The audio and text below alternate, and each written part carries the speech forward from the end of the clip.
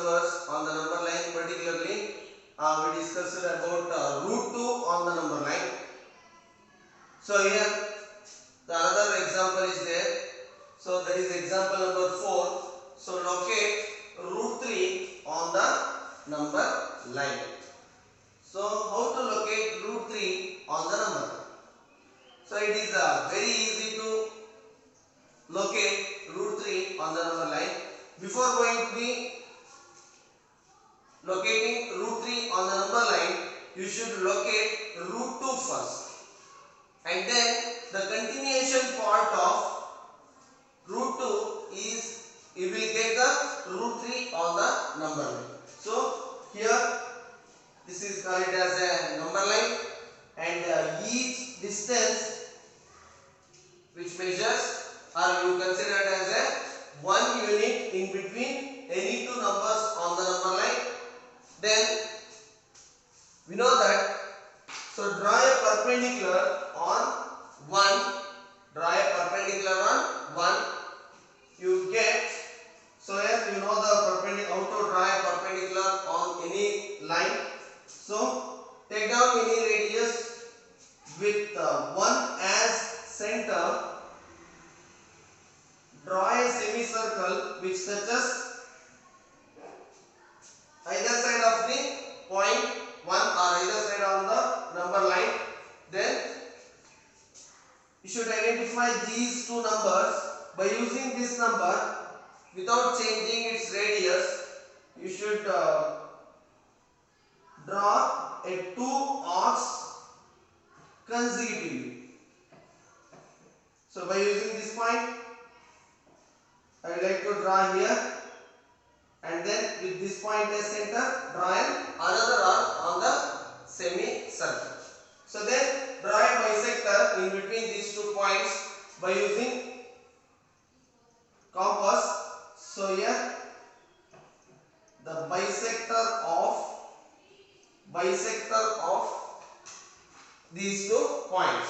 So this is the perpendicular. So mark these 2 points. So you consider this point as O and this point as A. So then join these 2 points. Join these 2 points. Now you know that here the length of perpendicular is also equal to 1 unit. You already know in the previous class. So measure 1 unit length, and then with 1 as center, draw an arc on that perpendicular. So then mark this point as B. So then next step is you just join O and B. O and B. So here OB, which measures the value root 2. So here the distance between these two is 1 unit. The distance between these two is also equal to 1 unit. So 1 square plus 1 square.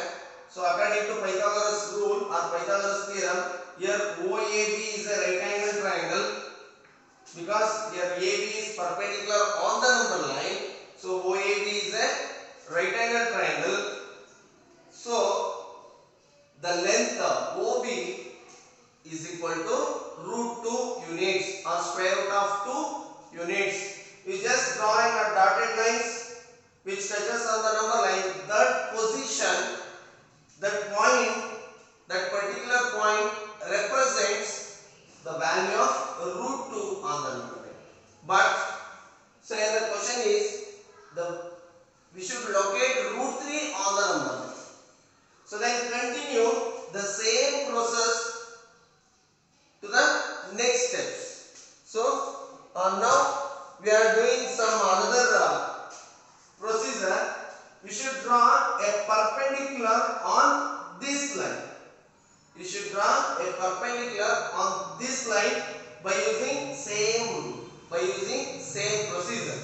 You should take down any radius by using compass, any radius. So then with B as center, you should draw a perpendicular on this line, that means the perpendicular of this line comes this manner.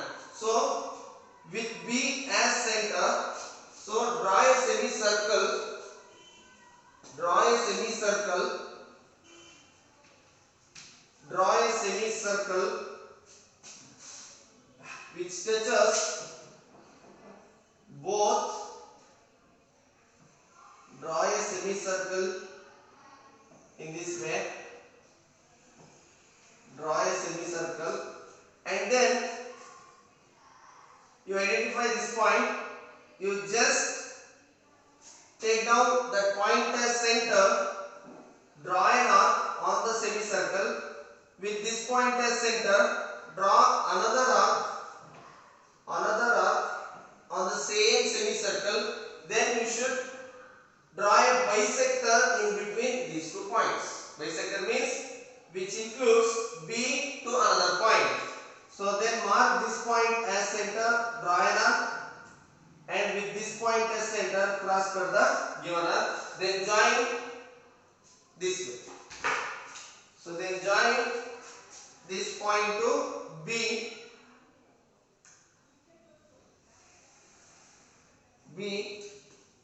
so then we know that each and every length which measures 1 unit, so then take down 1 unit of measurement, then with B as center, draw an arc on the perpendicular, then mark that point as any value or any name, C, mark that point as C, then join OC.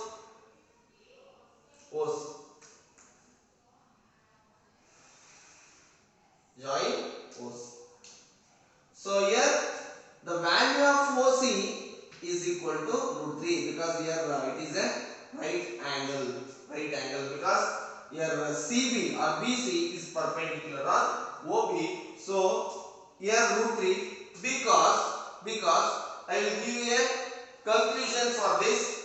Why we are accepting the length of this is equal to √3. So before going to the conclusion, we should draw or locate that value of √3 on the number line first. So here the value of √3, locating the value of √2 on the number line is, we should measure this length, and with O as center, draw a dotted arcs which intersect or which touches on the number line. So now we have to locate √3 on the number line. So you should measure 0 to C and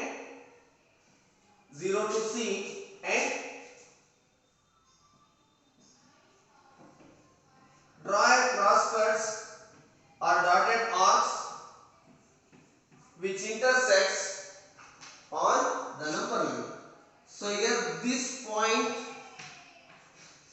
point indicates the value of √3 on the number line. So then what about the going to conclusion for this. So draw this triangle here.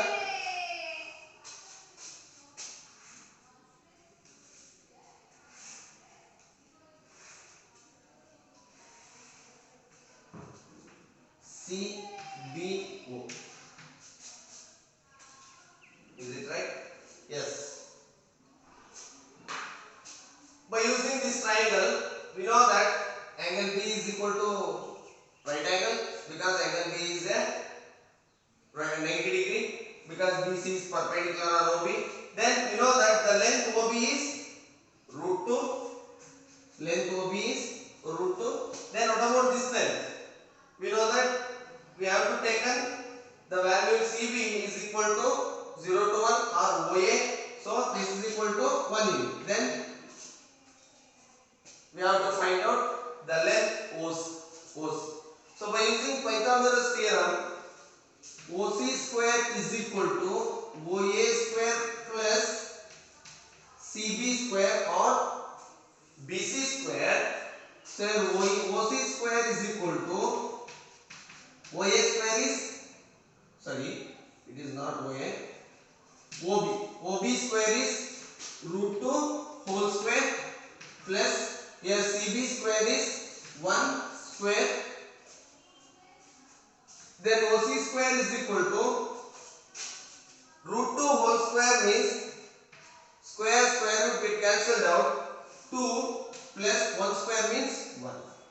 So then OC square, this is equal to 2 plus 1 3. Then transpose square to RHS, we get OC is equal to square root of 3. So that's why we consider the length of OC is equal to root 3.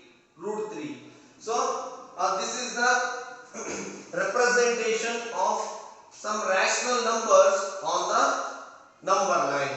Then what about root 4? What about root 4? Square root of 4. It is not an irrational number because here 4 is a real number, or so it is a perfect square. So the value of root 4 is nothing but 2. So 2 is a rational number. That's why we can easily locate root 4 on the number line without doing this procedure, because root 2 is there on the number line. So we can easily locate any rational numbers on the number line without doing this kind of construction. Are you know about that? So then moving on, next question. There is no examples are there. So moving on, exercise 1.2. First one, state whether the following statements are true or false. Justify your answers. So it is there in page number 8, exercise 1.2.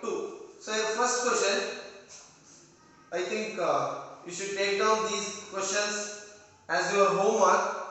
Every irrational number is a real number. Every irrational number is a real number. Is it true or false? And give relevant reason for your answer. So then second one, every point on the number line is of the form root m, square root m. Every point on the number line, every point on the number line is of the form root m, where m is a natural number. Is it m should be a natural number? You just justify your answer. Then third one, every real number is an irrational number. Every real numbers, we know that what is real number. So every real number is an irrational number. So write down your answers properly. Then moving on, second question, take down third and fourth also your homework. So take down as third, fourth as your homework. That will show how root 5 can be represented on the number line. You should represent root 5 on the number line by using this procedure. So here, first triangle, its hypotenuse is equal to root 2. Then consider second triangle by using some procedure. Then this hypotenuse which measures the value of root 3. Then continue the same process. Continue the same process. You will get which one? Root 4 and then root 5. Isn't it? So root 4 is nothing but 2. So you should follow these procedure simultaneously. You will get the value of root 5 on the number line. Then fourth one, classroom activity, constructing the square root spiral. So a square root spiral means here this is called it as square root spiral. So 1, 2, 3, 4, 5. So these kind of construction are also called it as square root spirals. Square root spirals. So I would like to give an idea how to construct a square root spiral in the end of this video. I would like to give you a hint about this construction. So you should do these questions as your homework. In your homework. So thank you. Hope you understand today's class. Thank you.